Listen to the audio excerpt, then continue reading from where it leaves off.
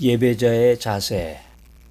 우리가 이제 그 귀한 손님 맞을 때 이제 VIP라고 요즘에 이제 많이 얘기하는데, 귀한 손님, 오랜만에 귀한 손님을 만난다. 어떤 그 자세를 우리가 만나야 될까요?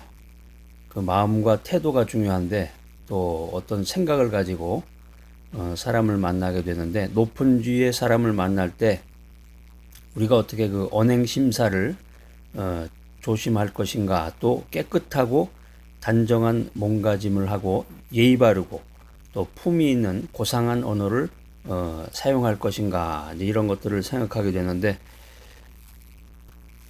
요즘은 이제 국회의원이라든가 대통령에 대한 그런 인기가 이제 많이 떨어졌지만, 국회의원이나 그 대통령과 같은 그런 세상의 권력자, 그런 사람 만날 때도 아주 그냥 어, 몸가짐이나 그 태도를 좀 바르게 하고 뭔가 준비를 많이 하는데, 이 세상 권력자들하고는 비교할 수 없는 이 만왕의 왕, 만왕의 왕, 창조주 하나님을 우리가 만난다.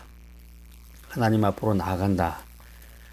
우리의 그 자세가 어떠해야 될 것인가 하는 것입니다. 예배자의 자세인데, 그러니까 지금 현대 사회는 아주 이 예배, 이 신앙이 아주 형식적인 거에 그치는 경우가 많습니다.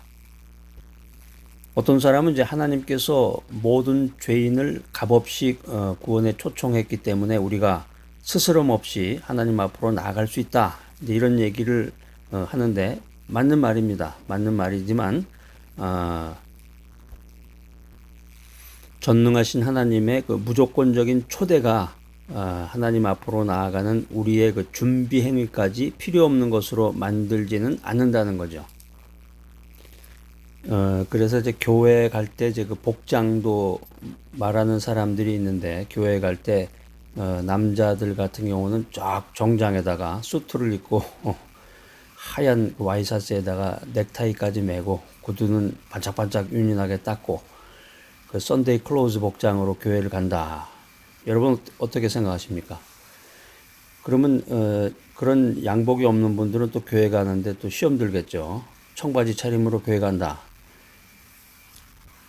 어떤 장로님은 그런 말씀도 하시더라고요. 청바지 차림으로 교회 오는 것은 경건치 못하다, 그런 얘기를 하는 경우도 있는데, 또 예배 시간에 스마트폰을 꺼내서 본다. 이건 아주 대단히 진노할 일이다, 이렇게 얘기를 하기도 하지만, 그 장로님의 말씀이 일부는 맞는 것 같은데, 우리가 이제 21세기 제4차 산업혁명 시대를 살아가는 현대인으로서 좀 더 포괄적으로 생각하고 미래지향적으로 생각해야 될 부분들이 아직까지 많이 남아 있습니다. 그래서 진정한 예배자의 자세라는 것은 세상 말로 진짜 삐까번쩍하게 위부터 아래까지 쫙 뽑아 입고서 그렇게 정장 차림으로 가야 그게 예배자의 자세인 건지, 오늘 전도서 5장에 있는 말씀이 우리 현대인들을 향해서 하나님께서 아주 획기적인 그런 말씀을 해주시는 것으로 우리가 생각합니다. 전도서 5장 1절에 보면은, 너는 하나님의 전에 들어갈 때 내 발을 삼갈지어다. 그 이후에 있는 말이 더 굉장한 말입니다. 가까이 하여 말씀을 듣는 것이 우매자의 제사 드리는 것보다 나으니 저희는 악을 행하면서도 깨닫지 못하느니라. 하나님의 말씀, 성경 말씀은 항상 그 본질을 꿰뚫는 아주 그냥 명확한 진리의 말씀, 지혜의 말씀이 아주 가득합니다. 자, 우리가 하나님께 나아가는 자로서, 하나님 앞으로 나아가는 그 예배자로서 어떤 자세를 가지고 하나님 앞으로 나아갈 것인가, 이 세 가지 주요한 주제들을 가지고 여러분과 대화 나누도록 하겠습니다. 자, 첫 번째는 경건한 마음과 태도로 나아가라는 거죠. 경건한 마음과 태도로 나아가라.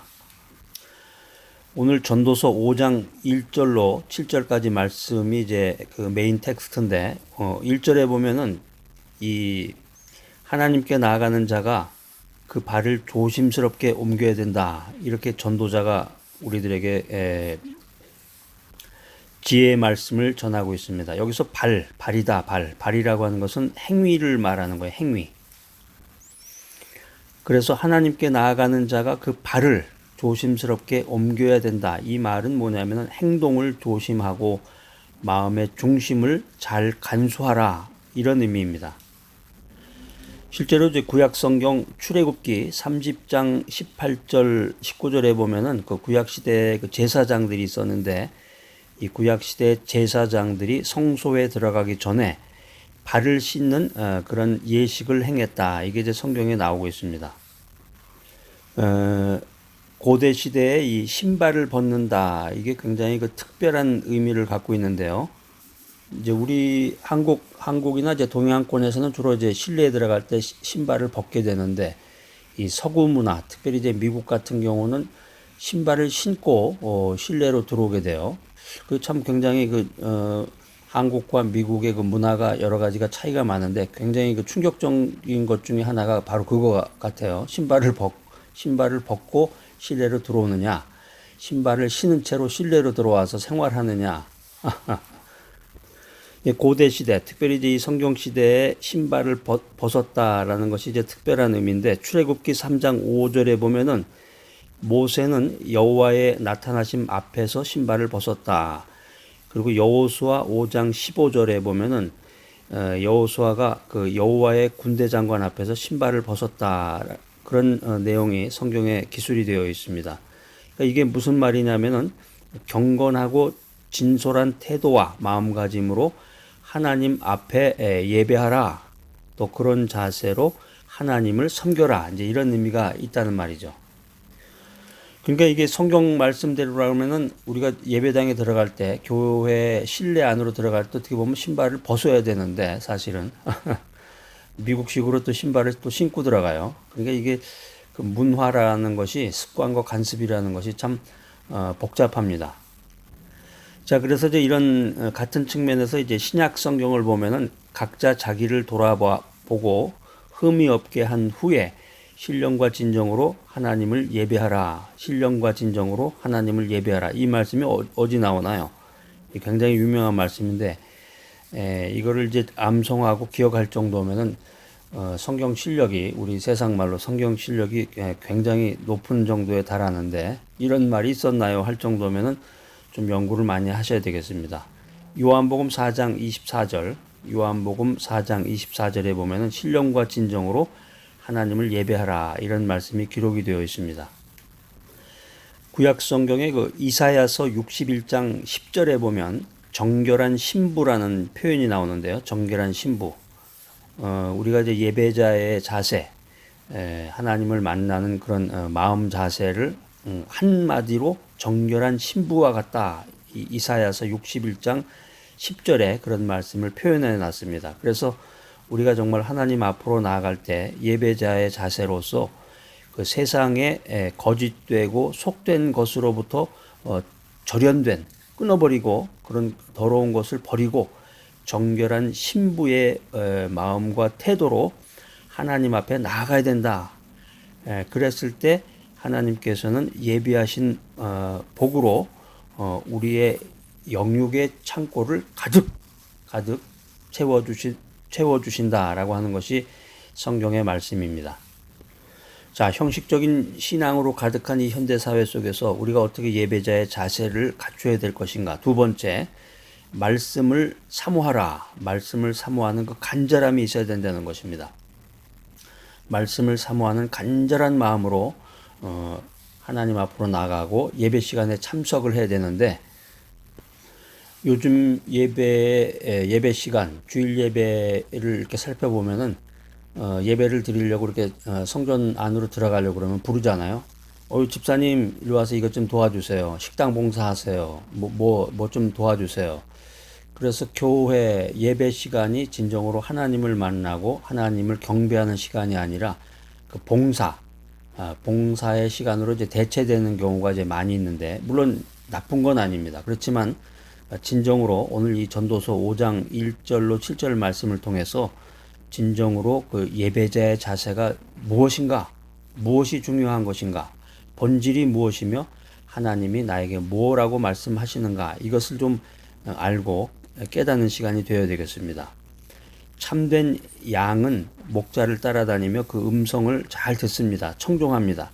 같은 원리로 이 진실된 성도는 하나님의 말씀을 들어야 됩니다. 또 하나님께 순종하기 위해서 하나님 앞에 무릎을 꿇어야 된다는 것입니다. 그러니까 요즘 현대인들은 이제 예배에 참석하면서 내가 누군데 하면서 저게 저런 소리를 하나, 하나님의 말씀이 선포되는 순간에도 거만한 태도로 교만한 마음으로 하나님 앞으로 나아가는데, 진실한 성도는 하나님의 말씀을 듣고 순종하기 위해서 그분 앞에 무릎을 꿇어야 된다는 것입니다. 제가 이제 실제로 그 미국 교회에 참석을 해보니까 굉장히 그 전통적인 오래된 교회인데, 그 교회 성전도 굉장히 크고 성도들도 아주 미국 백인들 많이 참석하는 교회인데, 그 예배 시간에 기도할 때는 이게 다 무릎을 꿇더라고요.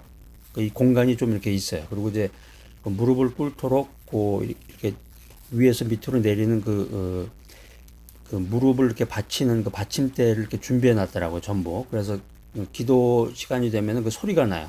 전체가. 굉장히 이게 조금씩 나는 소음이 굉장히 크게 울리는데, 기도할 때는 다 같이 무릎을 꿇고 기도하고, 하나님의 말씀이 선포될 때는 그 시편에 나오는 말씀처럼 모두가 다 기립해서 일어나서 하나님의 말씀을 듣는 그런 장면을 봤던 기억이 납니다.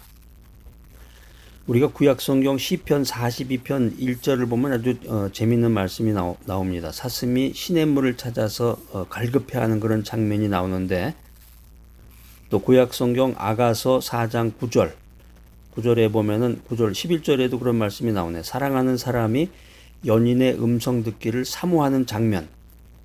그래서 우리가 말씀을 사모한다, 이 의미는 그 열사의 사막에서 이 조갈난 사슴이 시냇물을 갈급하는 듯한 이런 마음이라는 거죠. 그리고 사랑하는 사람이 연인의 음성을 듣기를 사모하는 듯한 그런 마음으로 하나님 앞에 나아가서 그 음성을 청종해야 된다.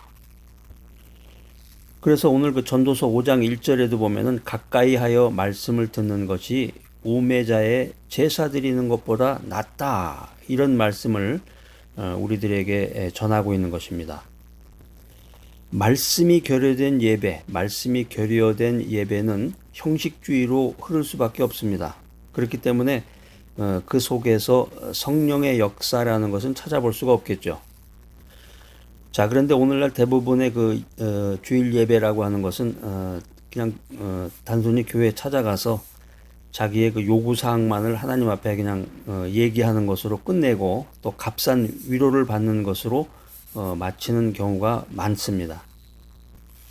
또 주일 성수라는 그런 미명아에 의무감 때문에 나아가기도 하죠. 주일 성수 안 하면 지옥 간다, 뭐 이런 말을 하는 분도 있는데, 주일 성수라는 일종의 의무감 때문에 주일 예배에 참석한다. 자, 모두 이게 우매한 자의 행동이고 어리석은 행동입니다. 진실로 성숙한 크리스찬, 하나님 중심의 생활을 하는 사람들은 이런 단계를 넘어야 되겠습니다. 뛰어넘어라.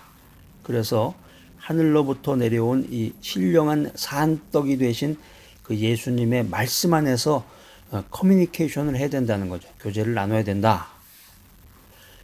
자, 형식적인 신앙생활하는 그 현대인들의 그 예배의 자세 첫 번째는 뭐였나요? 첫 번째는 경건한 마음과 태도로 나아가라. 두 번째 뭐였습니까? 말씀을 사모하는 간절함으로 나아가라. 그래서 제가 이제 그 말씀을 사모하는 간절함에 대한 그런 샘플로 2개를 말씀드렸죠. 자꾸 그 메모지나 노트를 하나 마련하셔가지고 거기다 자꾸 쓰셔야 돼. 시편 42편 1절에 나오는 그 사슴이 시냇물을 갈급하는 그 내용, 그 다음에 아가서 4장 9절 11절에 나오는 그 사랑하는 사람이 연인의 음성을 듣기를 사모하는 그런 심정과 마음과 태도로 말씀을 사모하고 간절함으로 나아가라. 세 번째는 절제된 입술로 나아가라.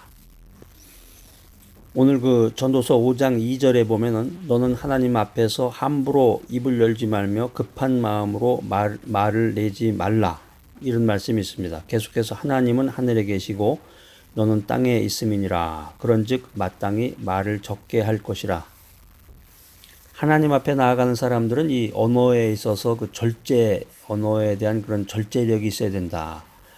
이 언어의 경솔함, 함부로 그냥 막 입을 바바바바바 막 벌린다고 그러는데 언어의 경솔함이라든가 급한 마음으로 말을 하는 그 조급성, 또 말을 많이 하는 것, 다변성이라고 그러는데 이 언어의 경솔성, 조급성, 다변성을 경고하고 있습니다.